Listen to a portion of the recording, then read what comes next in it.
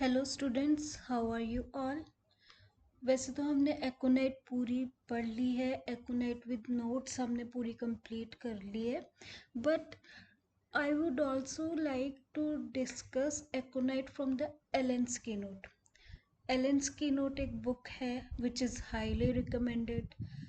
But मुझे ये लगता है कि एलेन्स कीनोट आप तब पढ़ो जब आपने 2-3 बुक्स से मेडिसिन पढ़ के उसके नोट्स बना लिए हैं।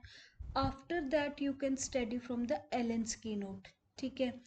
एलेन्स कीनोट जो है वाइवा के लिए बहुत अच्छी है, क्योंकि उसमें बिल्कुल कीनोट पॉइंट्स दिए होते हैं। You can study them, read them, और आप वाइवा में ईजिली मेडिसिन को एक्सप्लेन कर सकते हैं। हमने पहले मेडिसिन पढ़ ली सारी, पूरी कंप्लीट नोट्स बना लिए उसके। अब हम एलन की नोट से बस एक रिव्यू पढ़ेंगे इस मेडिसिन का। ठीक है। So let's start.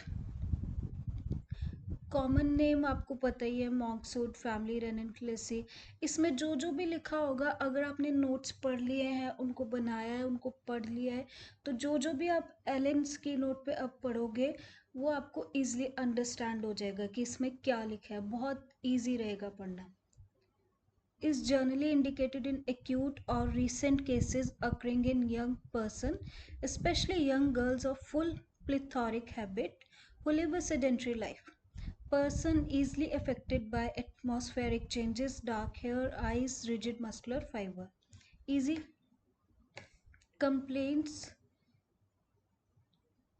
Complaints caused by exposure to dry cold air, dry north or west wind, or exposure to the draughts of cold air while in perspiration. Bad effects of checked perspiration, right? अब इसके mind symptoms दिए हैं कुछ। Great fear and anxiety of mind with great nervous excitability, afraid to go out in the crowd where there are many people to cross the street. Easy कि बहुत ज़्यादा fair anxiety रहेगा, crowd में जाने से डरेगा पेशेंट, जहाँ पे बहुत सारे लोग हो वहाँ पे जाने से डरेगा, या फिर स्ट्रीट्स को क्रॉस करना उससे भी डरेगा। ठीक है। The countenance is expressive of fear. The life is rendered miserable by fear. Is sure his disease will prove fatal. Predicts the day he will die. Fear of death during pregnancy. The countenance means the facial expressions. These are expressive of fear, and मतलब इतना ज़्यादा डर है कि उसकी life ही बहुत miserable सी बन जाती है इस डर से। ठीक है। उसको ऐसे लगता है कि उसकी जो डिजीज़ है वो फेटल प्रूव हो जाएगी, and he sure that he will die. ठीक है। Fear of death during pregnancy, pregnancy के टाइम भी फेयर ऑफ डेथ रहेगा पेशेंट को, तो we can give aconite. Now let's see. Restless, anxious, does everything in great haste, must change position, everything startles है। Startles मतलब चौंकना या परेशान करना। ठीक है। बहुत ज़्यादा रेस्टलेस रहेगा पेशेंट्स, हर एक काम जो है वो बहुत जल्दी जल्दी में करेगा। ठीक है। Pains are intolerable, they drive him crazy and he become very restless at night. इतनी ज़्यादा पेन्स होगी कि वो उसको सहन नहीं कर पाता। ठीक है। And he can not sit in one position, everything startles him, the pains drive him crazy. Now, Dr. Henneman says whenever aconite is chosen homeopathically, you must above all observe the moral symptoms and be careful that it closely resemble them. The anguish of mind and body, the restlessness, the disquiet, not to be allayed. Okay. तो doctor Hahnemann क्या कह रहे हैं कि जब भी आपने एकोनेट choose करनी है तो आपने पहले ये देखना है कि उसके जो मेंटल सिम्टम्स हैं, specially the fair, specially the anguish of mind, body, और उसकी रेस्टलेस, अगर वो है तो आप एकोनेट दोगे, अगर वो नहीं है तो एकोनेट आप नहीं दोगे।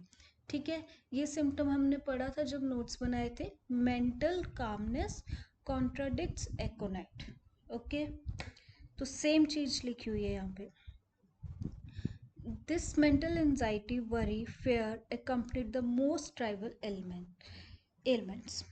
Music makes her sad. All right. On rising from recumbent position, the red face becomes deathly pale, or he becomes faint or giddy and falls, and fear to rise again, often accompanied by vanishing sight and unconsciousness. So क्या लिखा है इसमें कि जब भी patient उठेगा तो उसका जो रेड फेस होगा वो एकदम से पेल हो जाएगा और पेशेंट अनकॉन्शियस होके गिर जाएगा, एंड ही और शी फेयर्स कि अगर वो उठेगा तो उसकी प्रॉब्लम और ज़्यादा होगी.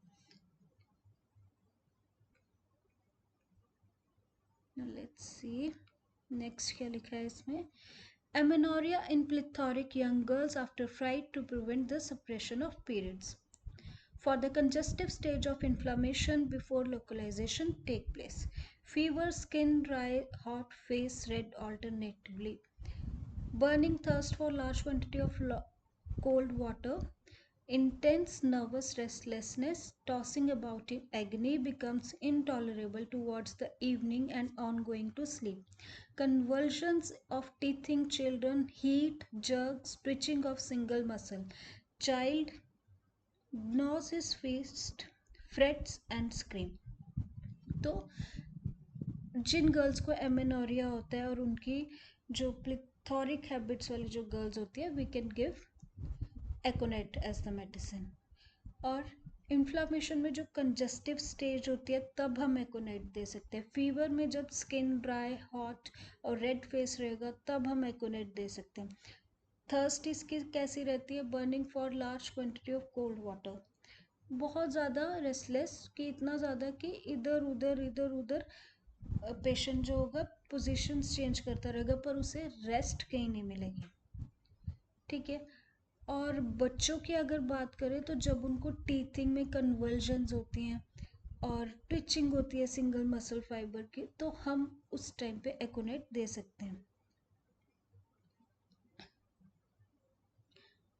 Skin hot and dry in high fever. अब इसका कफ एलेंस में कैसे लिखा है?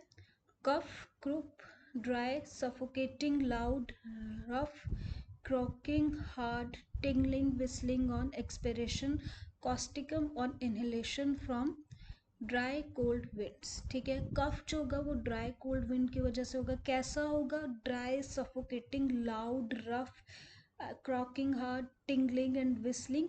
विस्लिंग कब होगी? जब पेशेंट सांस को छोड़ेगा, मतलब एक्सपिरेशन में. ठीक है. और कॉस्टिकम में कब होती है? इनहेलेशन में, जब पेशेंट सांस लेता है तब. ठीक है. Aconite should never be given simply to control the fever. Never alternate with other drugs for that purpose. If it be a case requiring aconite, no other drug is needed. Aconite will cure the case unless indicated by exciting cause, is nearly always injurious in first stage of typhoid fever, aggravation in the evening and at night, pains are insupportable in warm room when rising from the bed, lying on the affected side, amelioration in open air.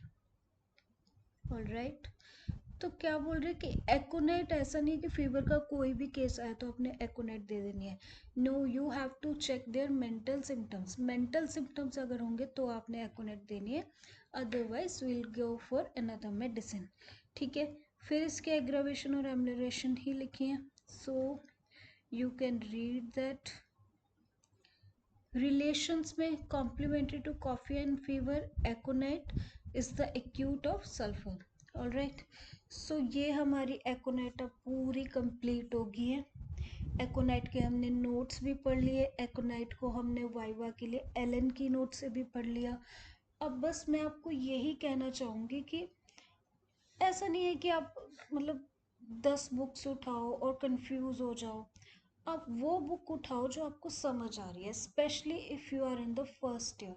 हाँ, Allen's की note पढ़नी ज़रूर है, पढ़नी है, but उससे पहले कुछ बुक्स आपने पढ़नी है. स्पेशली अगर मैं बोलूँ कैंट लेक्चर्स, उसमें बहुत ही डिटेल में मेडिसिन दी हैं, आपको समझ आ जाएंगी ईजली से.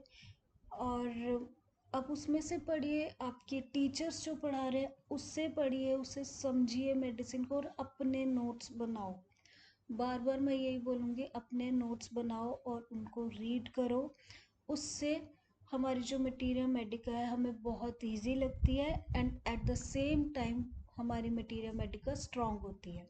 So that's all for today. और नेक्स्ट हम एक फिजियोलॉजी का टॉपिक करेंगे, उसके बाद हम दूसरी मेडिसिन स्टार्ट करेंगे। So thanks students.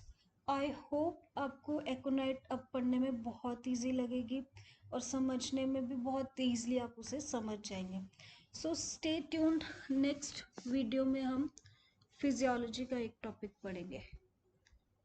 Thank you so much.